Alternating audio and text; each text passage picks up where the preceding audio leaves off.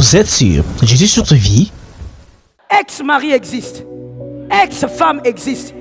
Ex-Jésus n'existe pas. Ex-Jésus n'existe pas. Voilà pourquoi la Bible dit il est le même hier, aujourd'hui et éternellement. C'est le même Dieu. Le Dieu qui a marché avec Moïse, c'est le Dieu qui marche avec toi. Le Dieu qui a marché avec Élie, c'est le Dieu de tes enfants. Il n'est l'ex de personne. Le seul et l'unique homme de 33 ans environ qui est mort et ressuscité, qui n'a jamais été l'ex de quelqu'un. Il est actuel dans la vie de toutes les personnes qui lui ont donné sa vie. Toi, tu ne peux pas prendre quelqu'un qui croit que qu'il est le centre de ta vie et vous n'êtes pas dans les mariages, tu es là comme ça en train de sourire. Et grave encore, ces gens de filles façon, tu arrives à la maison, tu prends ton téléphone, tu lui flashes des crédits. Un gars à qui tu flashes des crédits alors que ce n'est même pas ton fiancé, c'est quel type de gars? Et puis pire encore, quand tu flashes, avant de flasher les crédits, il te bip. Les hommes mal à l'aise, hein? Ça vous fait souffrir, mais c'est bien. C'est la sagesse, il faut apprendre. Il te bip, Guerlain. Vous bipez rapport à nous. Pourquoi vous bipez? Il te bip et puis toi tu prends le téléphone. Ouh, c'est mon chéri. Ton quoi? Et tu es là, tu cherches. Et puis tu envoies. Je t'envoie les crédits tout à l'heure. Et lui aussi répond, envoie-moi les crédits, je veux t'envoyer un message. Donc pour qu'il t'envoie le message, il faut que toi tu envoies les crédits. Attention avec ces genres de revendicateurs permanents. Que Jésus te délivre au nom de Jésus. Que Jésus t'épargne au nom de Jésus. Comme je le disais, dans le fiançailles, c'est plus facile à détecter d'ailleurs. Très facile. Lorsqu'un homme se plaint toujours, il se plaint de tout ce que vous faites. Arrêtez-vous un peu, arrêtez d'être pressé. Et parlez à Dieu un peu plus. C'est le 40e point. Allons-y, on va chuter pour ce soir. Comme je disais, si vous avez des questions, vous écrivez vos questions. À la fin, vous allez donner au service d'accueil. Demain, je commencerai par répondre aux questions, que ce soit en présentiel ou en distanciel, avant de continuer l'enseignement. 4e, un revendicateur bavard salit votre réputation. Parce que comme il se plaint que tout ce que vous faites est mal, il va commencer à parler partout. Quand il rencontre son oncle, il parle. Il rencontre ta tante, il parle. Il rencontre le pasteur, il parle. Il va voir un prophète à la montagne, il parle. Il va parler de tes défauts partout. Pourquoi? Parce qu'il considère que lui est parfait, que si sa vie ne va pas bien, c'est à cause de toi. Et donc il va commencer à en parler partout. Ta réputation est salie. Tu vas entrer dans une pièce, tu vois tout le monde en train de sourire. Tu ne sais pas pourquoi on sourit. Tu crois qu'on est content de te voir. On n'est pas content de te voir. C'est parce que ces gens connaissent ta vie. Ils détruisent votre réputation. Une telle personne, c'est une personne meurtrière. Une personne dangereuse à ne pas rencontrer. Notez s'il vous plaît. Lorsque les revendicateurs bavards parlent de vous pour salir votre réputation, c'est une manière pour lui aussi de présenter son image parfaite. Parce que quand quelqu'un dit « cette femme est mauvaise, c'est elle qui me pose des problèmes », c'est pour dire aux gens « moi je suis un homme bien et moi, c'est moi qui bénis sa vie. C'est moi qui solidifie ce mariage. » Lorsque quelqu'un salit votre réputation, comprenez que par ricochet, il voudrait purifier son image, présenter une image belle de lui. Est-ce que quelqu'un m'entend? Est-ce que quelqu'un m'entend? Alors je veux ouvrir une parenthèse pour dire ceci. Dans le cadre d'une relation entre David et Jonathan, c'est-à-dire une alliance d'amis, d'amitié, si malheureusement vous tombez sur ce genre de personne, dans l'amitié, c'est-à-dire une personne qui vient toujours vous raconter le mal des autres, captez ce message ce soir. Cette personne a envie de vous dire Cette autre est mauvaise, mais moi je suis la personne digne de confiance. Faites attention avec celui qui veut vous montrer ou vous prêcher. Est-ce que quelqu'un m'entend? Quand quelqu'un est bon, il vit dans sa bonté, c'est tout. Mais quand une personne travaille son image pour vous la présenter, faites attention à cette personne. Elle risque d'être pire que la personne qu'elle critique. Cinquième danger, et le dernier, un revendicateur permanent ou continuel modifie les cœurs les plus solides. Je parle dans le mariage, le cœur de l'autre là, de la personne qui souffre. Le revendicateur modifie le cœur le plus solide. Peu importe le type de cœur que tu as, mon frère. Si tu vis avec une femme comme ça et tu vis sans trouver des solutions, 5 ans c'est trop. Ton cœur sera autre chose. La bonne personne va se retrouver en train de devenir ceci. La bonne personne va se transformer, se déformer, on va dire ça comme ça, et va se retrouver en train de devenir ceci. J'espère qu'on écrit avec moi. Premièrement, la personne qui est en face du revendicateur dans le mariage sera insensible. La personne aura un cœur de pierre. C'est très important de noter par rapport au cœur. Je vais te poser la question demain. C'est important. La personne sera insensible, aura un cœur de pierre. Ça veut dire que tout ce que vous allez lui dire, ça ne va plus rien faire. Tous les reproches ne vont plus rien faire. Toutes les remarques ne vont plus rien faire. Et vous savez ce qui est triste, voilà pourquoi je dis que ce sont des meurtriers. C'est que quand un cœur est déformé comme ça, ce cœur va manifester cette attitude même dans la société. Ça veut dire que ça sera une personne, même au travail, quand on lui fait des reproches, il entend parce qu'il ne veut pas perdre son travail, mais ça ne le choque plus, ça ne touche plus. Est-ce que vous voyez à quel point le meurtrier peut détruire le cœur? La personne commence à avoir un cœur de pierre, c'est-à-dire la femme qui subit ou l'homme qui subit. C'est là que vous verrez même à l'église, vous faites des reproches à une femme mariée, elle vous regarde, ça ne lui dit rien. Tu dis, mais maman, ça tu n'as pas bien fait. Normalement, un cœur normal doit se sentir un peu touché, un peu reproché. Mais tu vois cette femme mariée là, elle te regarde. Maman, tu as entendu? C'est fini. Ça veut dire qu'en réalité, elle a un homme qui a déjà fait de son cœur un cœur de pierre. Tous les reproches ne font plus rien. Tous les reproches ne touchent plus. Parle comme tu veux, crie comme tu veux, il te regarde. Cet homme qui a une femme comme ça, il te regarde. Des fois même tu as l'impression que il est froid comme de l'eau. Il te regarde, il est insensible. Qui l'a rendu insensible? Son mari, sa femme. Un cœur de pierre. Deuxième type de cœur. Vous verrez, quand c'est quelqu'un d'autre, au lieu d'avoir un cœur de pierre, ce cœur va être brisé. Un cœur brisé. Un cœur en miettes. Un cœur totalement brisé. Conséquence d'un cœur brisé, le cœur ne croit plus en lui-même. Le cœur ne croit plus en rien. Dans mon parcours ministériel, j'ai vécu des choses comme ça. Dieu m'a permis aussi d'avoir des filles et des fils comme ça, mais plus des filles. Je bénis le Seigneur parce que la majorité de ces filles sont des filles transformées aujourd'hui. Oui, ce sont des filles avec qui je fais 9 ans, 10 ans, d'autres même 13 ans aujourd'hui. C'est d'autres types de femmes. Des fois même la famille est étonnée. Mais c'était quoi?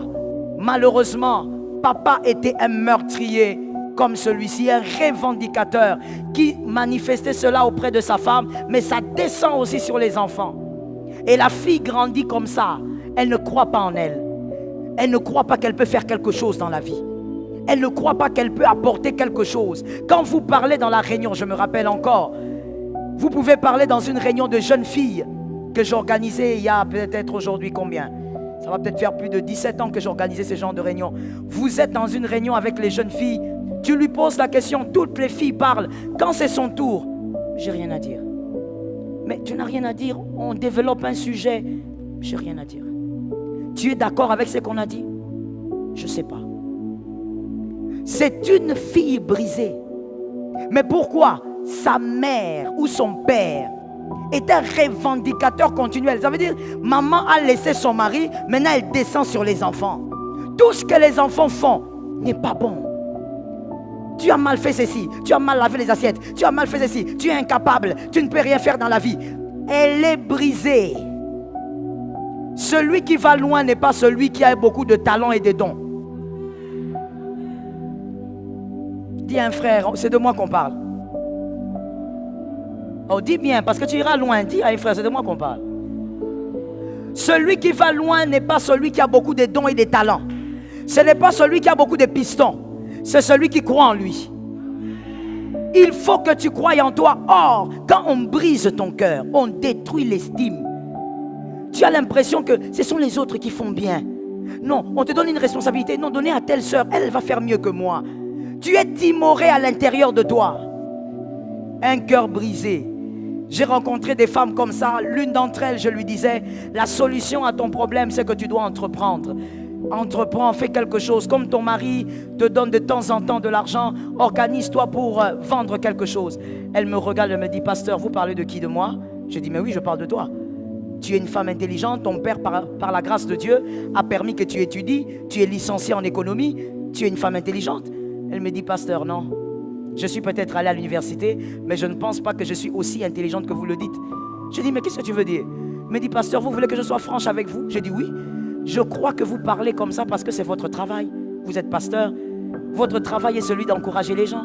Mais je ne crois pas que moi, je suis capable de commencer quelque chose et que ça marche. Mon mari m'a toujours dit que j'étais idiote. Quelqu'un d'autre peut dire, ah, seulement parce que ton mari t'a dit. Mon frère, c'est parce que tu n'es pas marié. Tu ne sais pas ce que c'est le mariage.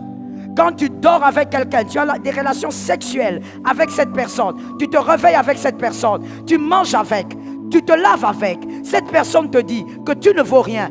Dans ta tête, ça va rentrer.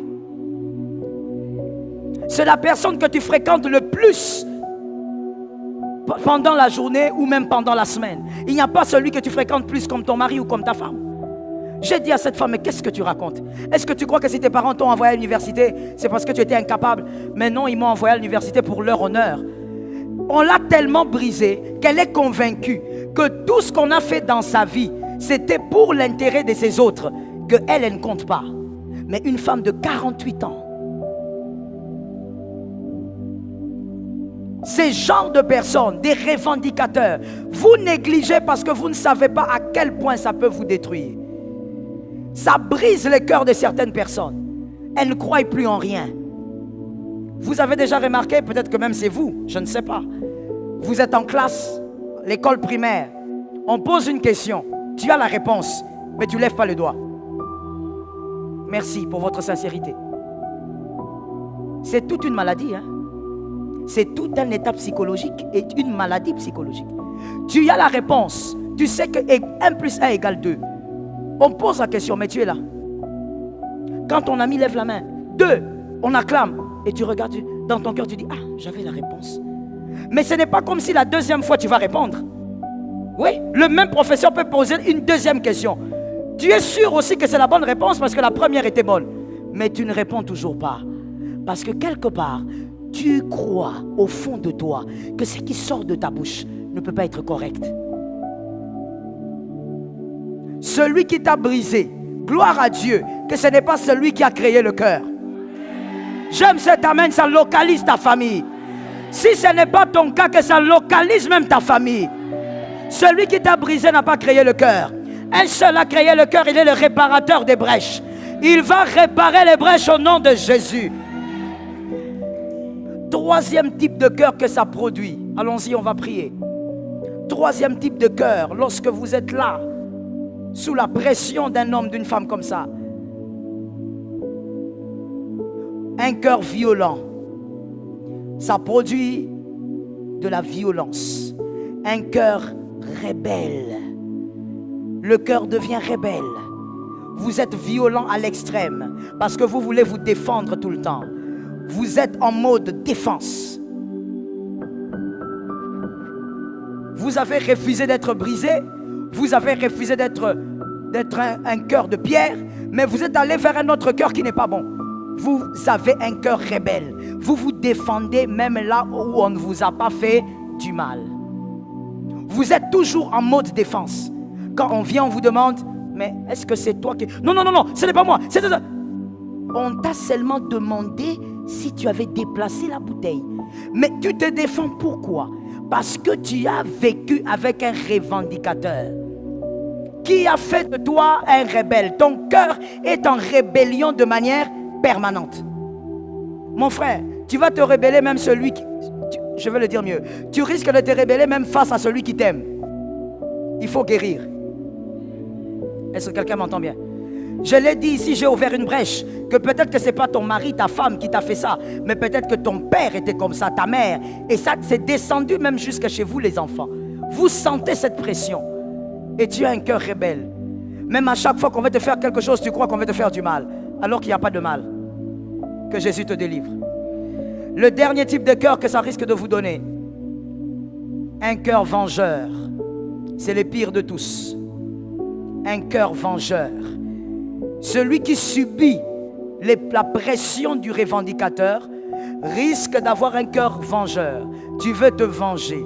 Tu te rends compte que celui que j'ai épousé ici, il a déstabilisé ma vie.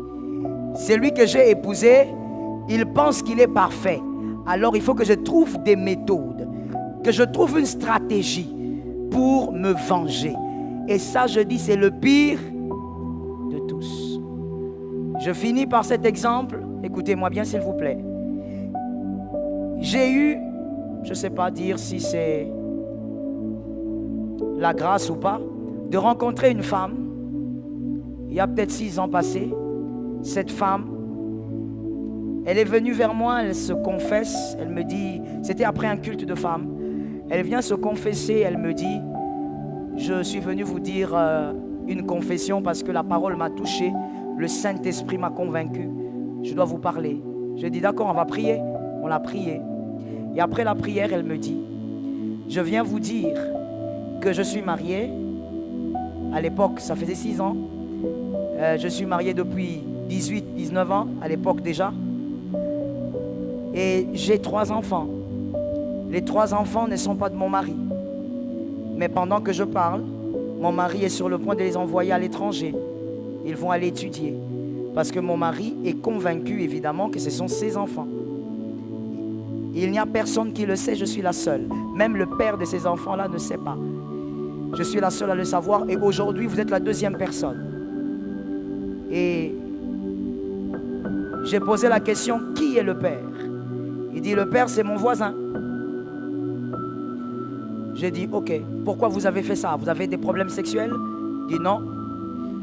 C'est parce que lui m'a toujours traité comme une moins que rien. Il me dit, pasteur, vous savez comment mon mari m'appelait pendant la sexualité? Le petit nom que des fois les hommes donnent à leurs femmes pendant les moments intimes. Vous savez quel était le mien? J'ai dit non, dis-moi. Torchon. Pendant qu'il fait, j'ai pas fini, le choc n'est pas encore arrivé. Pendant qu'ils sont dans l'intimité, il appelle sa femme torchon. Torchon. Il y a des enfants ici, alors je vais essayer de dire certaines choses de manière très voilée. Si tu ne comprends pas, c'est pas grave. Et elle me dit, et quand il a fini, il crachait sur moi. Mais il ne crache pas sur la tête, il crache là où il est sorti.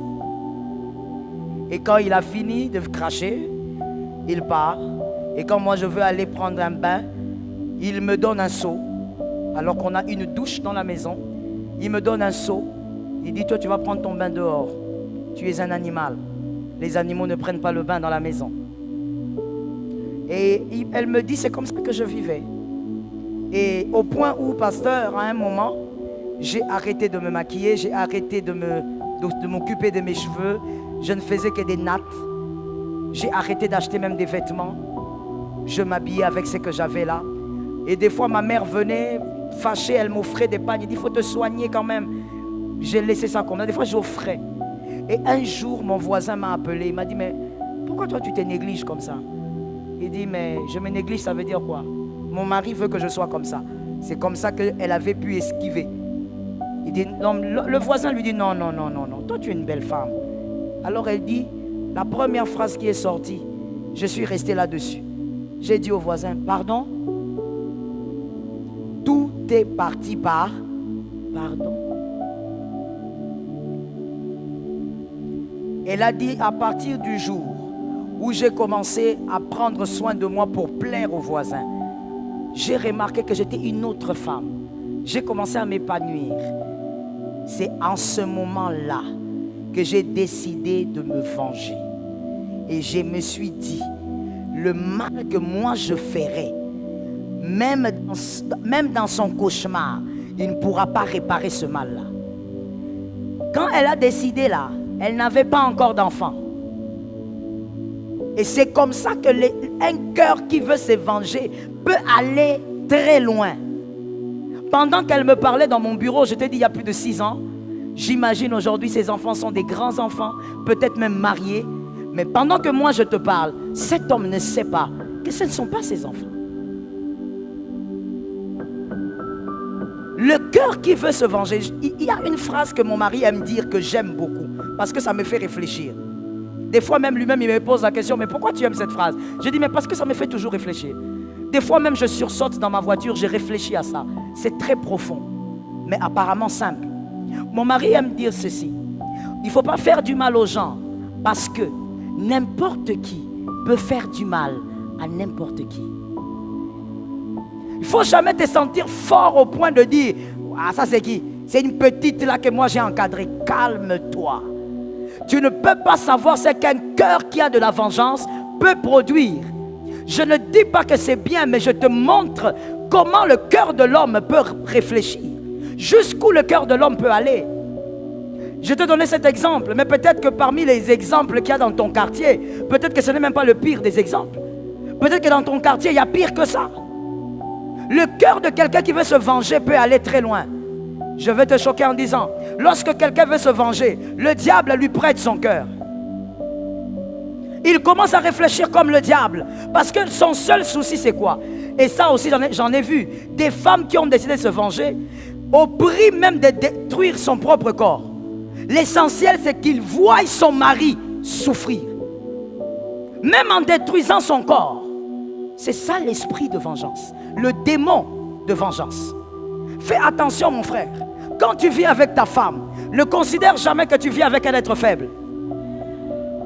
Les hommes intelligents ont déjà réglé ça depuis longtemps. Ils ont déjà mis une virgule dans ces versets-là. Ne considère jamais que celle-ci, je peux la mater, je peux la faire celle-ci. Quand moi je parle, elle pleure.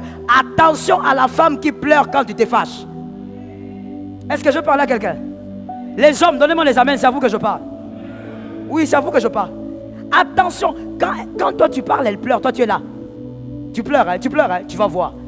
Une femme qui te pleure quand tu es fâché.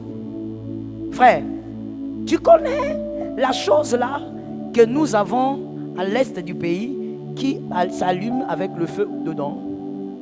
Non, ne cite pas ça, je connais ça moi-même, mais je sais pourquoi j'ai dit ça comme ça. Tu crois que j'ai oublié le nom là? Tu vois la chose là, ressemble à une montagne comme ça, dedans. Et des fois, lorsqu'elle se réveille, la chose là, elle trace, elle ravage. Une femme qui pleure quand toi tu te fâches, pire qu'un volcan. Même si elle a la Bible sous les aisselles. Fais attention. Ne considère jamais que c'est toi l'homme fort. C'est toi qui es habilité à faire du mal. C'est toi le plus grand manipulateur. Tu te trompes. Il y a toujours plus fort que toi. Même dans un vêtement de petitesse. Est-ce que quelqu'un m'entend bien? Attention monsieur, madame, maintenant je m'adresse à vous en disant, ne soyez jamais ces revendicateurs-là permanents ou continuels. Parce que tu ne sais pas ce que tu feras du cœur qui est en face de toi. Tu risques d'être étonné de dire, c'est vraiment la femme que j'ai épousée, c'est elle. C'est vraiment l'homme que j'ai épousé, c'est lui. Mais tu as fait de cette personne un monstre. que Jésus nous donne la victoire. Demain, écrivez cela, on va continuer ça demain. Écrivez solution. Solution. Demain, on va parler de la solution face à ce mariage, ce premier mariage meurtrier.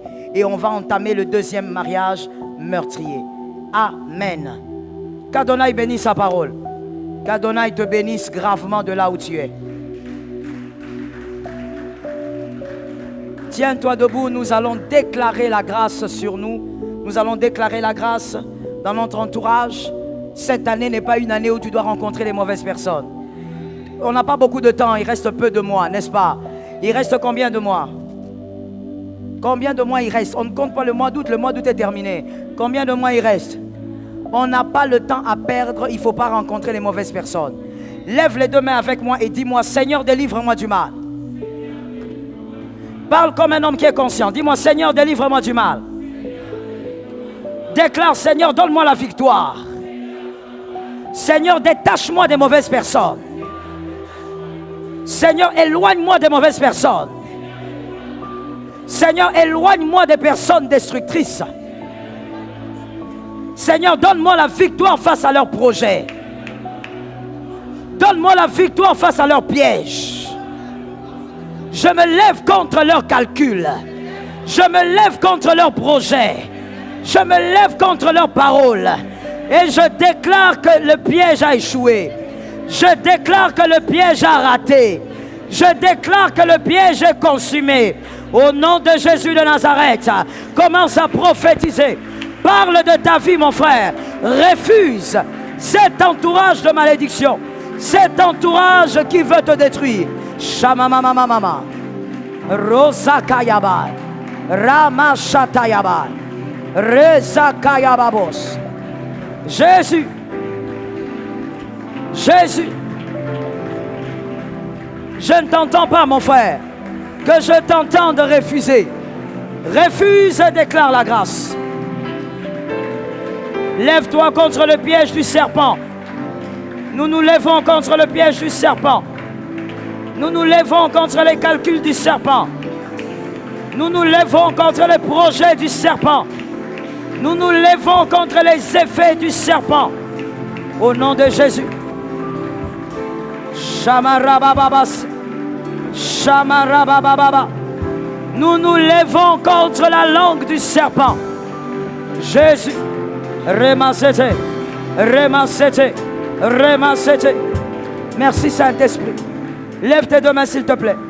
On n'a pas beaucoup de temps, il faut maximiser quand nous prophétisons, mon frère. La vie et la mort sont au pouvoir de la langue. On déclare 3 fois ceci. Répète simplement après moi. Au nom de Jésus, par la force du Saint-Esprit, je déclare, par l'onction de Dieu, je ne tomberai pas dans leur piège.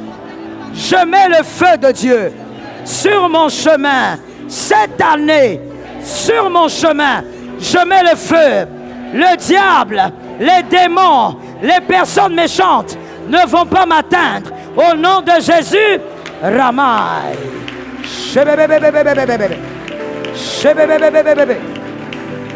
Jésus. Rabababo sete bababo. Ramama sakaya baba. Marababa sakaya baba.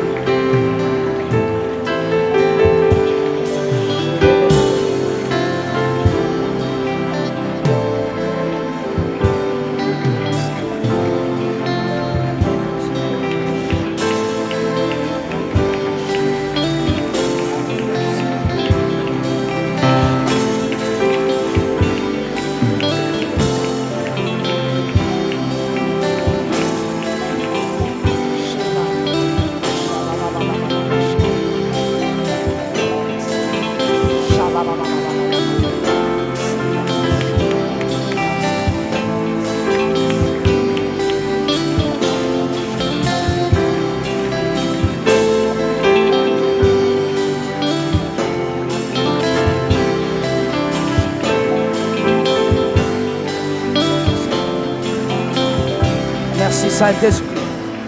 Lève tes deux mains s'il te plaît. Le Saint-Esprit, lève tes deux mains s'il te plaît. La première main que tu lèves, c'est ta vie. La deuxième main, ce sont les mariages dans la famille. Le Saint-Esprit me dit, nous devons déclarer la restauration des mariages brisés dans la famille. La même onction, elle va attirer les mariages favorables. Je déclare et tu dis l'onction dans ma famille. Au nom de Jésus, par la force de Dieu, nous ordonnons ce soir, par l'autorité du Saint-Esprit, pour des mariages de paix, pour des mariages de joie, pour des mariages stables, pour des mariages de foi, au nom de Jésus de Nazareth. Marezoka, Jésus.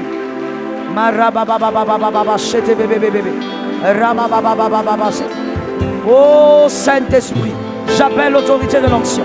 J'appelle l'autorité de l'onction. J'appelle l'autorité de l'onction. J'appelle l'autorité de l'onction. J'appelle l'autorité de l'onction. J'appelle l'autorité de l'onction. Marababa chetebe. Marababa chetebe. Marababa chetebe. Marababa chetebe. Marosotababos. Marababosa. Jésus, que l'huile localise tes frères, que l'huile localise tes sœurs. Jésus, restauration, restauration, restauration, restauration, restauration, restauration, restauration. Je me résete bébé, me résete bébé, me résete bébé, me résete bébé, résete bébé. Merci Jésus. Lève ta main droite maintenant. Nous allons déclarer 3 fois. Je ne suis pas leur victime.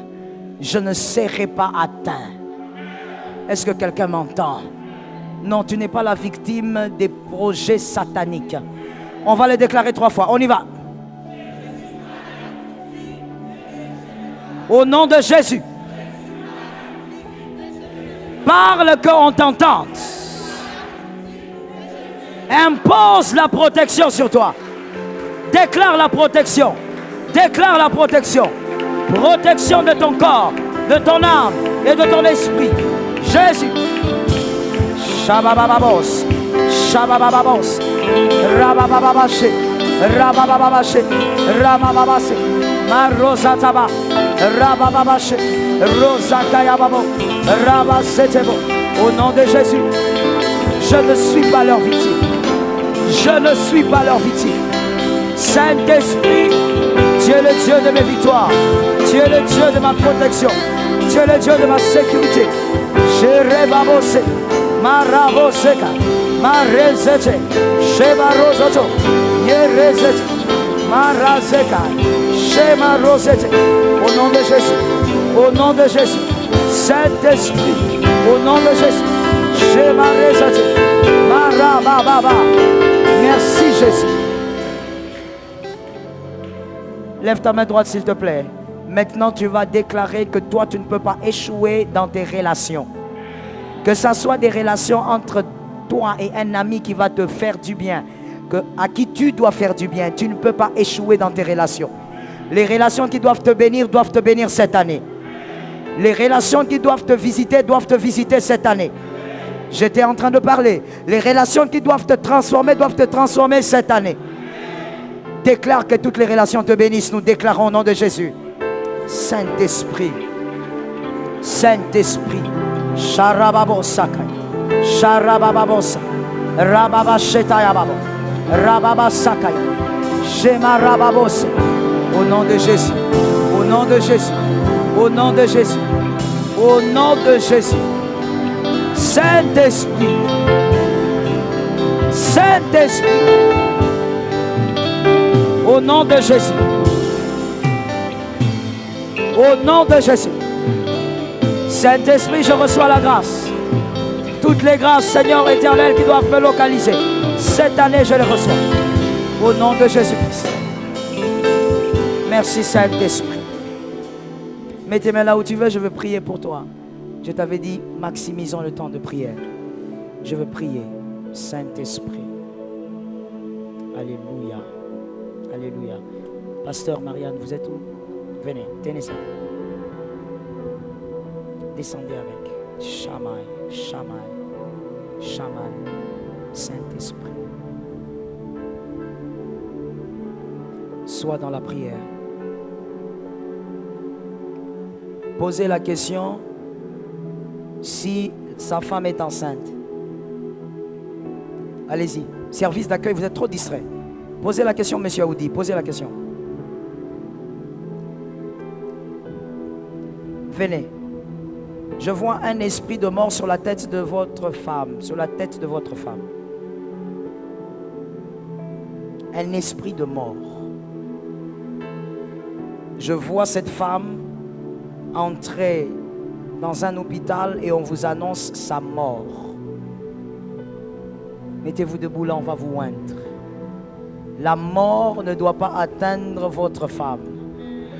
Mais je vois ça aussi de manière claire que ce sont des manigances sorcellériques.